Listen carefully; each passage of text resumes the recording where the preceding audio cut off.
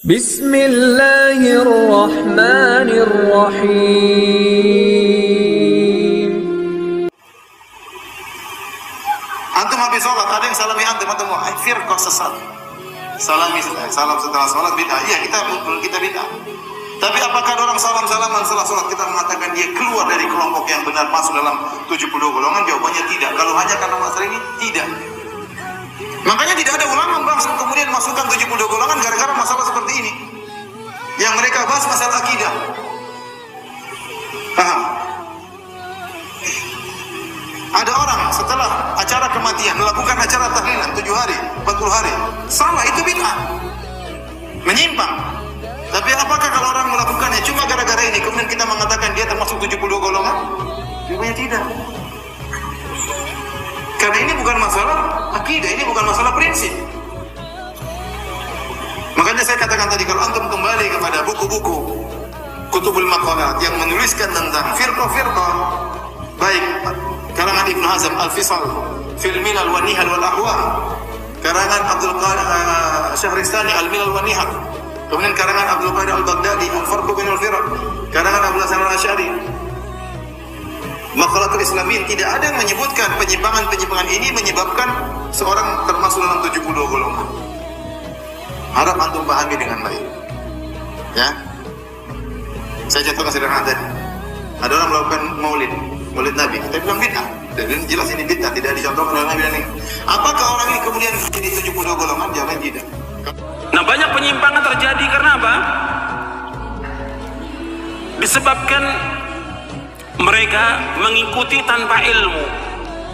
Ini yang terjadi dalam beragama, dalam beribadah, dalam berdoa, ngikuti orang, nggak punya ilmu, nggak punya dalil. Dalam kita beragama harus sumbernya dalil dari Quran. Quran sudah jelaskan semuanya ini. Dalilnya mana? Dalam kita beragama, hujahnya mana? Kita nggak boleh ikut apa yang kita nggak tahu. Nggak boleh kita ikut-ikutan kepada orang kalau kita nggak punya dalil. Nggak boleh dalam Islam. Antum lihat dalilnya. Kalau kita berpendapat bahwasanya maulid adalah bid'ah, tidak bisa dikerjakan, kemudian ada saudara-saudara kita yang melakukannya, apa kita tuduh mereka sebagai ahlul bid'ah keluar daripada ahlus sunnah? Jawabannya enggak. Karena ini bid'ah amaliyah. Bid'ah amaliyah tidak mengeluarkan dari ahli sunnah. Ini pendapat yang keliru. Ya, bahkan itu adalah kaidah sendiri, berasal dari kejahilan dan kelancangan. Bahkan itu adalah kaidah sendiri, berasal dari kejahilan dan kelancangan. Bahkan itu adalah kaidah sendiri, berasal dari kejahilan dan kelancangan. Wal umara fi tahrimi ma halallahu atau tahlili ma harramallahu faqad ittakhadhahum arbaba min dunillah. Perhatikan, yang kita bahas ini babnya dari kitab Tauhid yang ditulis oleh Syekhul Islam Muhammad bin Abdul Wahhab rahimahullah. Dan saya pakai syarahnya, yaitu Fathul Majid, syarah kitab Tauhid oleh Syekh Abdurrahman bin Hasan bin Muhammad bin Abdul Wahhab. Di sini sebutkan babnya,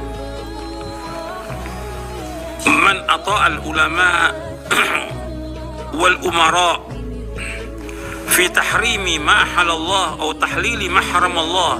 Anda ingin menyampaikan, kalau ada orang salah, taruhlah melakukan bid'ah, namun bid'ah tersebut bukan bid'ah akidah, hanya bid'ah amaliyah. Contohnya, banyak saudara-saudara kita terjerumus dalam praktek tahlilan. Apakah kita vonis dia sebagai ahlul bid'ah? Jawabannya tidak, karena ini bid'ah amaliyah. Paham tidak? Jadi kalau mengatakan bahwa bid'ah amaliyah itu tidak mengeluarkan dari ahli sunnah, ini adalah ucapan yang batil. Tidak ada dari para ulama yang mendahulunya. Orang yang berucap seperti ini menandakan dia tidak baca buku-buku akidah.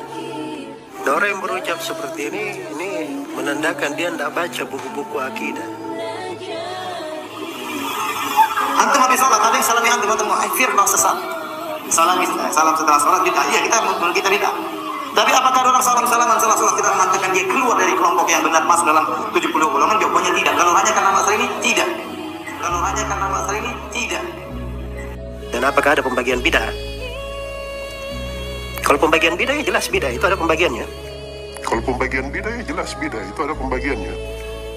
Tapi kalau mengatakan bahwa bidah amaliyah tidak mengeluarkan dari ahli sunnah, ini pendapat yang keliru. Antum habis sholat, ada yang salami antum firqah sesat. Salam setelah sholat bid'ah. Iya, kita bid'ah. Tapi apakah orang salam-salaman setelah sholat kita mengatakan dia keluar dari kelompok yang benar, masuk dalam 70 golongan? Jawabannya tidak. Kalau hanya karena masalah ini, tidak. Itu adalah kaidah sendiri, berasal dari kejahilan dan kelancangan.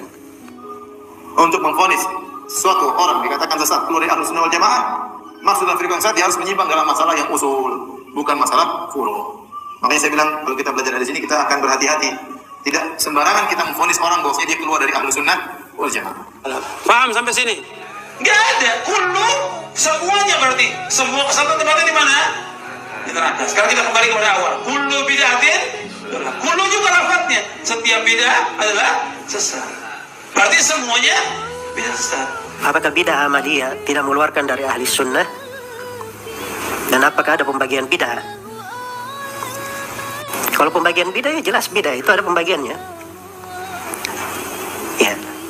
Kalau pembagian bidah ya jelas bidah, itu ada pembagiannya. Dilihat dari jenis apa. Bidah itu bisa dibagi menjadi dua. Ada bidah yang mengeluarkan dari keislaman, dan ada bidah yang tidak mengeluarkan dari keislaman. Kemudian yang kedua, bidah bisa dibagi menjadi dua. Ada bidah hakikiyah dan ada bidah idhafiyah. Nabi sudah bersabda SAW, man ahdatsa fi amrina hadza ma laysa minhu fa huwa raddun. Akhrajahu al-Bukhari wa Muslim. Barang siapa mengadakan sesuatu yang baru dalam agama yang tidak dicontoh dari kami, tertolak. Nas dalil. Nah sekarang mulai dikemas tuh bid'ah itu. Dikemas gimana? Masalah khilafiyah. Ini gimana? Khilafiyah. Saya pikir yang ngomong itu kalau memang di ahlul bidah, kiai-kiai ahlul bidah, memang biasa dia. Sekarang yang udah sekolah, ya, punya gelar khilafiyah. Ya bidah itu bidah, ada khilafiyah.